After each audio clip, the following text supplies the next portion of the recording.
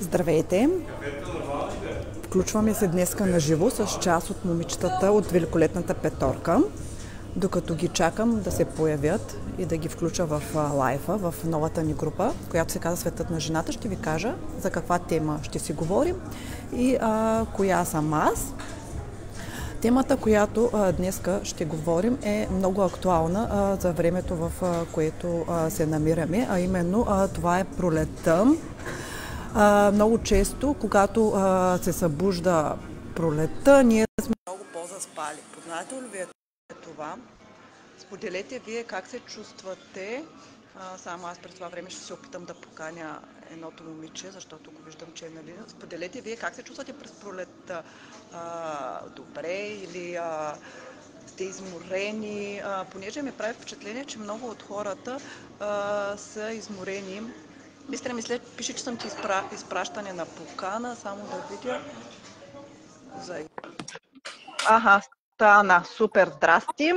Здрасти, Бистре. Тя ще изчакаме и Вики да се появи, за да я включа и нея. През това време аз казвам темата, за която ще говорим и питам хората, които ще попаднат на това видео, дали в страницата, дали в групата или пък в YouTube канала ни, дали се чувстват много изморени през пролета или имат свои тайни, с които нали, помагат нали, да са свежи.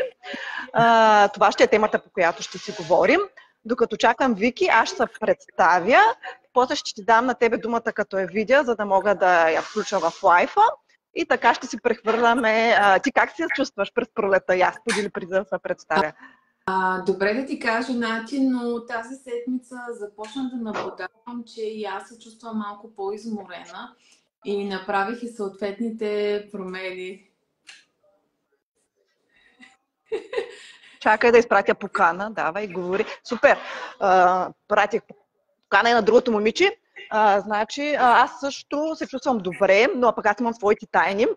За хората, които не ме познават, аз съм Наталия Кръстева и от повече от 10 години се създавам здравословни навици, с които помагам после и на други хора да се създават. И благодаря на тези мои здравословни навици, аз открих своята тайна, как да се чувствам много добре през пролета и ще го споделя с вас в лайфа. Здрасти, Вики!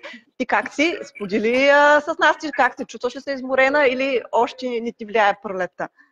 Здравейте, момичета! Чувате ме, нали? Да, чуваме те, супер. Добре. Добре. Здравейте първо от мен. Какво да ви кажа? Като цяло се чувствам добре, но на моменти ми влияе умората.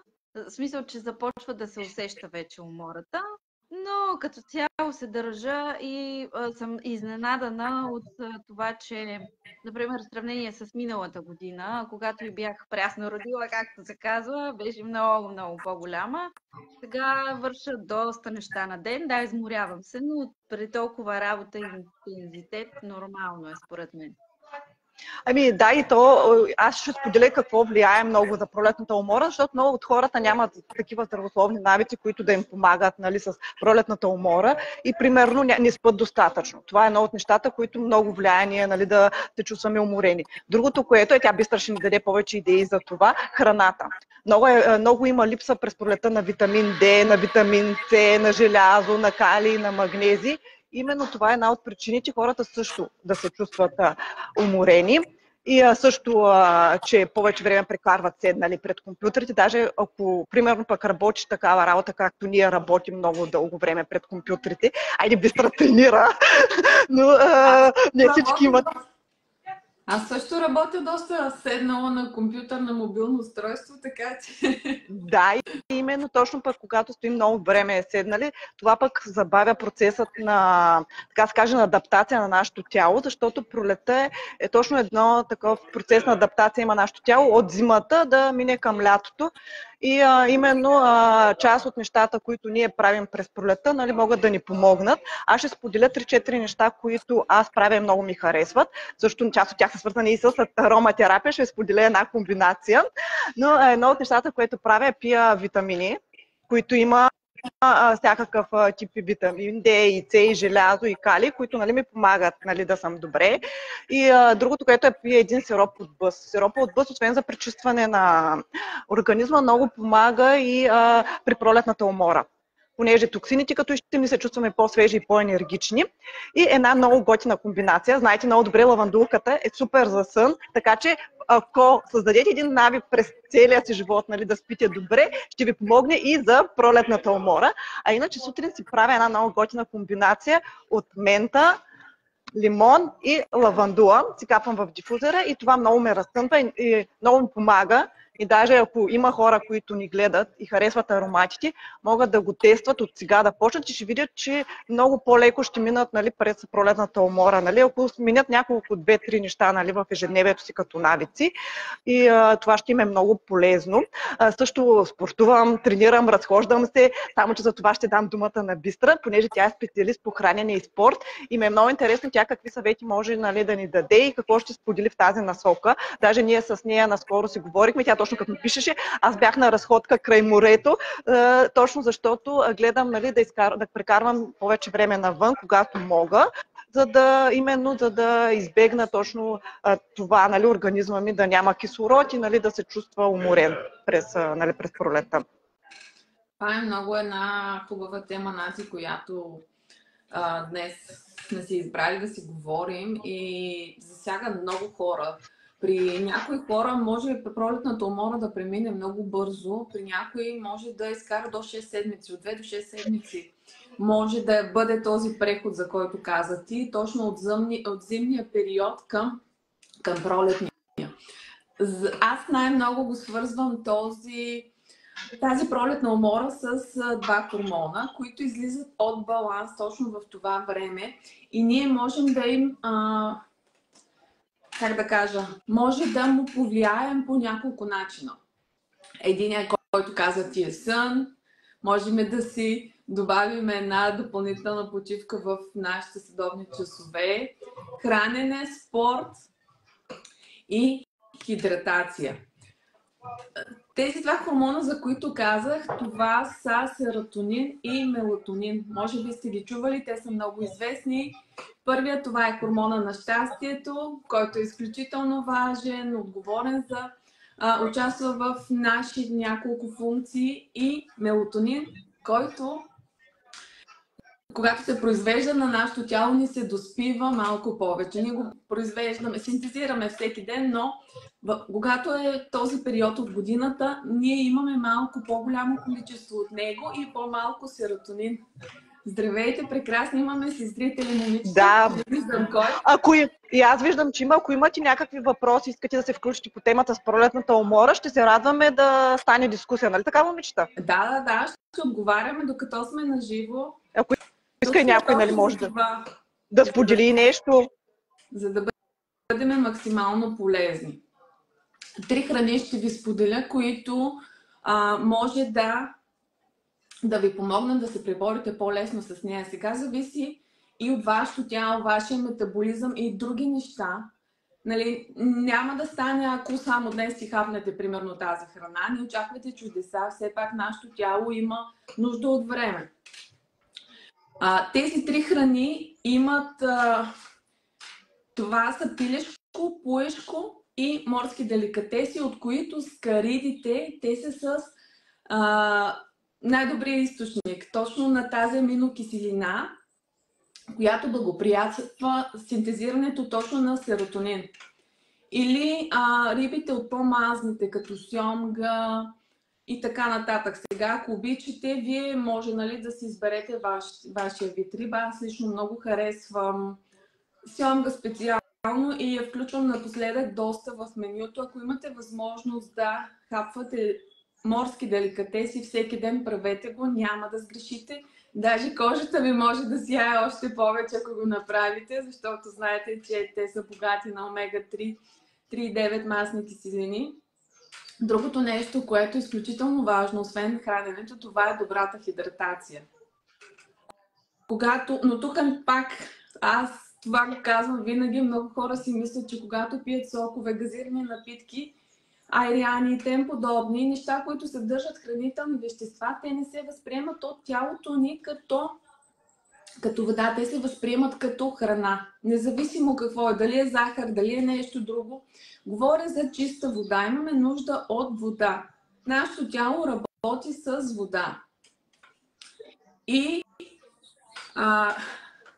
съня, който е пълноценен. Нати ни сподели няколко масла, които могат да ни помогнат да спиме по-добре. Но ако си позволите в ранния следобед, примерно, едно малко следобедно сънче може да ви помогне също много. Вместо да пиете кафета.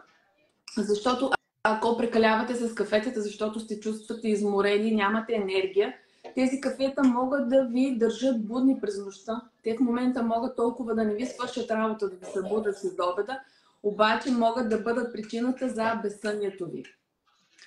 Да, и ето един нездравословен навик, пък аз поделям, че много помагат здравословните навици.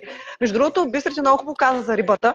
Аз пък пия омега като добавка, което също много ми помага да минавам леко през всички проблеми и най-вече и това през пролетната умора.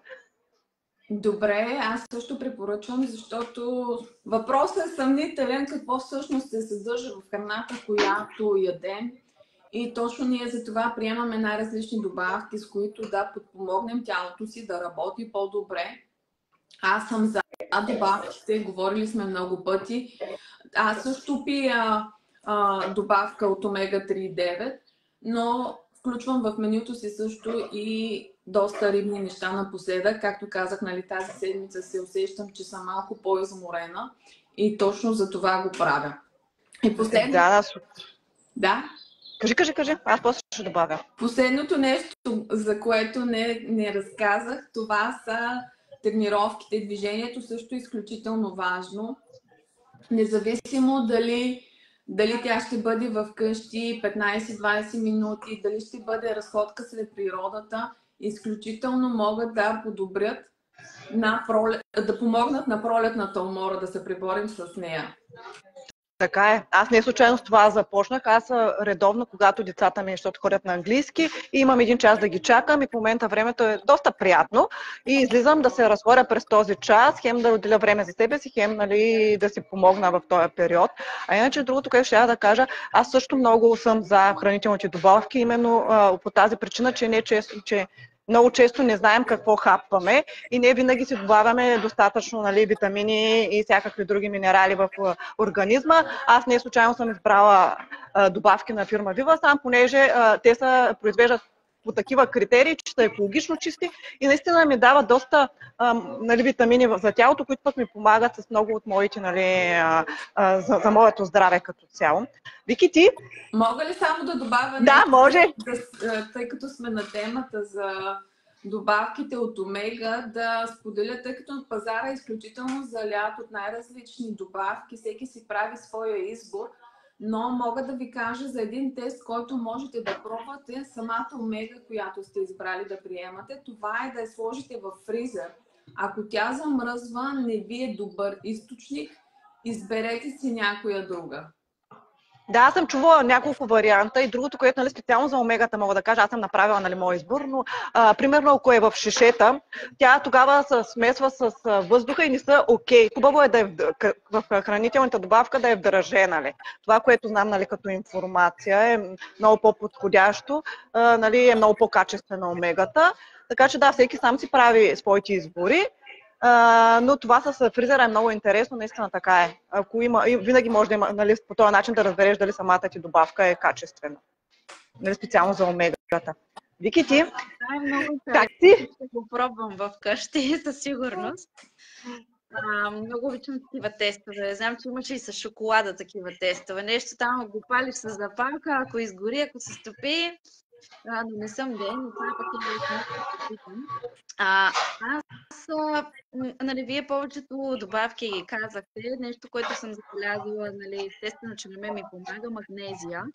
Приема на магнезии, също витамин С, витамин Д, може да си го набавим. Те хората вероятно са запознати и знаят, но най-хубаво на мен ми се отразява естествено, когато навън е слънчево и знаете, пролет, всеки иска да се седне на слънчите, на пейката, така да се поразмажат от слънцето, вече усеща топлинка, но това, което приемам аз е също и омега, И значи витамин С, витамин Д, омега и магнезий. Да, това са основните неща, които гледам да приемам. Нещо, което започнах да ям доста по-редовно напоследък, това са боровинките и определено тяхната сила много се усеща. Една добавка, която на мен винаги, по всяко време на годината, просто ме изстрелва в космоса като енергия и като подобрение на имунната система, това е алоето. Но на мен лично най-добре ми въздейства течното алое. Сега Петя, ако беше тук, щеше да разкаже за нейното алое, но... Друг път ще разкажа, днес каждета. А я кажи, рисуването може ли да повлияе на пролетната умора? Разбира се, че може, естествено. Това е доказано и научно, че рисуването подобрява паметта и здравето като цяло. Аз съм споменавала и друг път, че има държави, в които здравната каса отпуска билети на болни хора за изложби и културни мероприятия, но в частност по-насочени към места с картини, тъй като картините помагат, когато гледаш, примерно, дадена картина в определени цветове, нали, тя въздейства подсъзнателно на мозъка и така имунитетът ти се вдига, времето за боледуване намалява. Също така, дори има кампании напоследък, за което много се радвам, в които и аз да имам участие за дарение на картини в местни болници. Защото самите пациенти дори в България са стигнали до извода, че не им харесва обстановката, в която, например, трябва да престояват там определено време и търсят сами изкуството. И аз много се радвам за това, че има хора, които вече са се осъзнали и правят тази крачка. Това наистина е много важно. Обстановката, в която стоиш, живееш, също така за умората, не само пролетната, но по принцип може и малко да бягам от темата, но сега се сетих. То си е умора. Дали е през пролетта, есента, зимата, умора си. Това, което е важно, също обстановката, в която живеем. Тоест, нали, никой не казва, нито пък всеки може да си позволи някакъв пълен лукс, и не е нужно, защото енергията е нещо съвсем различно от това колко са ти скъпи вещите, но е важно в ъглите на стаята, примерно да не са затлачени от някакви вещи, за да може енергията и въздуха да циркулира правилно в пространството. Хубаво е да не е натрупано с навсякъде, примерно сувенири, вещи и така нататък. Колкото е по-прибрано, толкова по-добре се чувства човек. По-добре служи, примерно, една картина, отколкото 30 малки сувенири или някакви вещи, такива, които да събират прах, да не се виждат хубаво, нали, дори не красят по този начин, по който на теб ти се иска. Важно е, разбира се, да е подреден в стаята, за да може, особено в стаята, в която спим, но не само спим, работим, творим. Мене така се ми се чудеха, в която и работа да съм отишла, започвам едно правене на бюрото, почиствам си и те, ти за какво го правиш? Това е аз. Просто така съм по-продуктивна. Когато си подреда нещата и си почистя, изхвърля ненужното. За мен това е много важно. Всички такива хартийки, неща, които не ми трябват, всичко това се изхвърля и наистина зарежда страшно много човек. Не мен лично ме зарежда. Така е. Даже само искам да кажа, понеже някой, който ни гледа, може да прояви интерес към тези теми. За всяка от тези теми за пречистването на дома, на тялото, имаме специални видеа в нашия YouTube канал Светът на жената.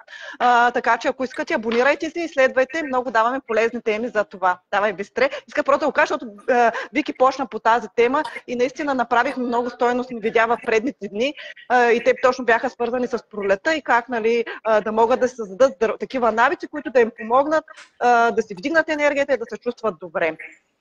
Така е. Аз исках да спомена, тъй като Вики засегна една тема, аз честно казвам не съм била скоро в България в някоя болница, нали, за което съм много благодарна. Но това, което си спомням от преди, аз вече 7 години не живея в България. Спомням си, че основно в болниците можеш да видиш повече рекламни брошури и плакати, отколкото някоя друга картина.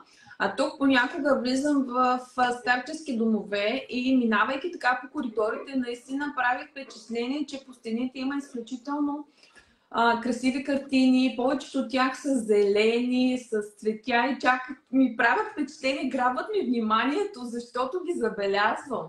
Да. Нали, когато са по-такива неизкрящи, не привличат вниманието. Преди, примерно, не съм обръщала толкова внимание. Дигат ти хормона на щастието. Както, нали, защото пък и ти много добре спомена, нали, че точно от този хормон имаме нужда, нали, за да не сме изморени, нали, съответно, така че да, наистина. Аз с това пък ползвам ароматите, защото наистина ми вдигат хормона на щастието, карат ме да съм по-позитивна и така. Супер! Да, просто това, за което и винаги иначе говори, нали, здравословните навици. Вчера попаднах на едно предаване, не знам, преминавайки из къщи. Мисля, че това беше за двойките предаването и зададоха въпрос на една жена. Какво обичам? Нали, те трябваше помежду си да си задават въпроси. И въпросът беше следния. Жената пита мъжа, какво обичам да правя, когато имам време за себе си? Отговорът, знаете какъв беше, аз се разтресох из основи. Да пуша цигари. Представете. Всеки човек има избор. Тя е избрала по този начин да се успокоява, по нездравословен начин. Наистина има, нали, ние си правим избор дали ще създадем навик, който да не успокоява по-здравословен и който по-нездравословен начин. Ти даде много хубав пример. Аз съм привърженик и съответно за това много говоря за здравословните навици. Във всички наши видеа в тази страница и в YouTube канала може да чуете много полезна информация по темата. Така че абонирайте се, харесвайте страницата. Мисля, ще сме ви много полезни да започнете, нали, един начин, в който да водите по-здравословни, да имате по-здравословни навици в своите, нали, ежедневие. Вики, по повод коментара и отговора на тази жена, аз като един бивш пушач мога да го потвърдя това, защото докато пушех, всичко беше да пуша една цигара и после всичко останало. Значи беше най-важното аз да изпуша една цигара. Света ми беше точно цигарите. Забелязал, че волята им за пушене е много по-силна, отколкото волята за спиране. Нали, тук даже не говорим чисто за никотина и това как се отразява. Просто чисто ментално, не знам защо се получава, но знам, аз виждам... Защото зависимост ти знаеш колко е трудно човек да се откаже от зависимостите. Пък колко много... Да, ти между другото можеш да споделиш как се чувства, примерно може да дадеш пример, защото така ще говорим за умората, докато си имала този нездравословен навик и примерно с какъв здравословен навик го замени. Примерно, може да дадеш много хубав пример и да си полезна на нашата аудитория, която нагледа. Тук мога да кажа, че не е толкова пристрастяването, колкото това е навик. Когато аз спрях да пуша, на мен ми липсваше това да държа цигара в ръката. Аз, когато вече спрях, нали, в първите дни, имаше моменти, в които просто аз държах цигара в ръка, не запалена. И имаше някак си същия ефект, все едно си дърпам от нея. Да, затова казах, че много по... Не говорим тук за толкова за самата зависимост, колкото за самия навик като навик. Първо, те са по-обединени като общество, знаете, в фирмите, пушачите винаги са по-сплутени, по-така, нали, другите сме малко дискриминирани. За това ще говорим за средата и хората, които не заобикалят през другата седмица, така че само, че ще видите видеото в YouTube канала, защото утре ще пуснем за любовта, а това за средата ще говорим тук в тази страница, може би след 4-5 седмици ще пуснем видеото, така че следете YouTube канала, много по-бързо ще получите информация полезна по темите. Това е, което иска да кажа. Нещо друго искате ли да кажете? Не, утре да не пропускат видеото за любовта и ако обичат себе си, как могат да го покажат на тялото си. Да, много хубав разговор. Да още повече любов. Да, тогава казахме доста по темата, Нати. Аз също мисля, не искам да става много дълго, искаме да сме полезни. Ще правим точно такъв тип видеа в тази страница, както, нали, казах и в другите наши канали. Така че, ако видеото ви е харесало, дайте един лайк. Ако мислите, че темите, по които говорим и искате да намерите среда, която да ви подкрепя и има като ваш начин на мислене, за да минете по-лесно от нездравословни към здравословни навици. Също може да се абонирате към всички наши канали, защото ние ще създаваме едно такова мини общество, който иска може да се включва с коментари, да коментира съответно, така, нали, ще ни покажете, че темите, които говорим, са ви интересни. Искаме да ви кажем, спрете да бързате, започнете да живеете и ви пожелаваме един прекрасен ден и не пропускайте утре видеото за любовта, което е много интересно. Знам, че много от жените се интересуват от те и се получи много хубаво. А ако бързате, може да отидете в YouTube канала, то вече е публикувано там. Пожелаваме ви прекрасен ден. Нещо друго ще кажете ли, момичета? Не, много голямо съсъдие за всички. Прекрасен ден.